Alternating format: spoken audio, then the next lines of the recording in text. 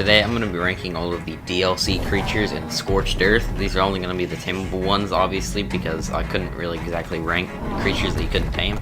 But yeah, I hope you guys do end up enjoying this video.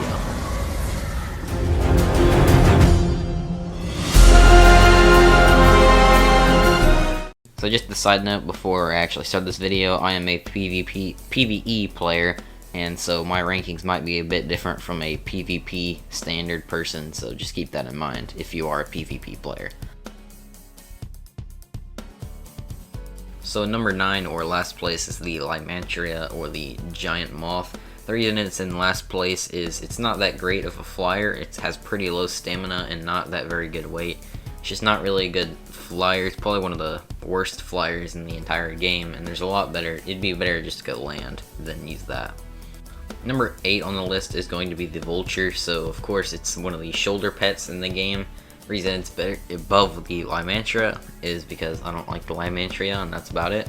But yeah, the Vulture is a shoulder pet. It can be pretty useful if on your shoulder, so you could throw it out. It could kind of protect you a little bit, and you know, it's just a pretty cool shoulder pet. It's definitely not the best shoulder pet in the game, which is why it's lower, because there's of course another shoulder pet which is even better, which is coming in at number 7, is the Jerboa.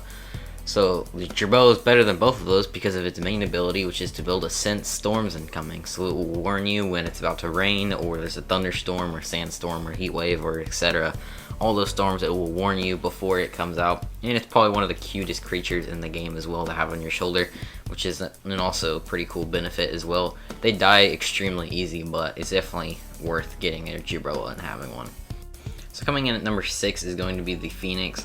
So of course the Phoenix is probably one of the coolest creatures in the game, but it's definitely not the best. It's not that great of a flyer, and it's extremely hard to tame for what it is.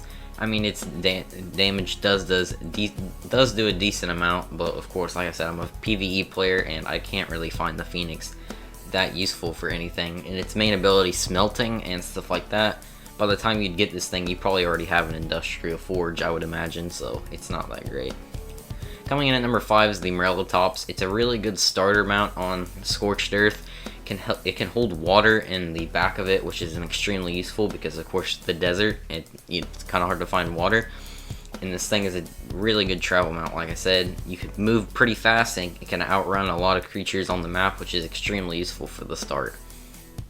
Coming in at number 4 is the Thorny dragon. So the reason this comes over the Moraltops is it's not the better travel. It's actually not as good at traveling, but the thing is it gathers wood and has better damage. So of course it's a lot better at killing stuff, and then gathers wood, which is about the only creature on this map that does gather wood, which is an extremely useful feature because, you know, wood is an important resource that you need in the game. Remember, if you are enjoying this video, make sure to subscribe because I'm almost at 1,000 subscribers, and you could be one of my first 1,000. So coming in at number 3 is the Mantis, you know, gigantic praying mantis basically. So the reason it's in the top 3 is it can literally hold a bunch of different stuff. You could put pickaxes and swords and stuff in its hands, and it also is very good at gathering with those resources. Like you could put pickaxes in its hand and go gather metal, and then you could put swords in its hand and go fight stuff, and it's a really good fighter. It's just an all-around really good mount. So number 2 on the list is going to be the Rock Golem. So of course the Rock Golem is one of the coolest creatures in the game, entirely made out of rock. It's extremely big, and it's pretty hard to tame. I mean, it's not too hard to tame or anything. It's an extremely strong mount and a really good tank, and can take a lot of damage because of its, I believe it's like something over 50% resistant to most damage, which is extremely useful. Then it has its rock throwing attack as well as its like main spin attack, and can gather things like rock, or like stone, metal, and oil, and all kinds of stuff like that, which is extremely useful. So coming in at number 1 is going to be the Wyvern, of course. So of course the Wyvern is one of the best creatures in the entire game, let alone just Scorched Earth.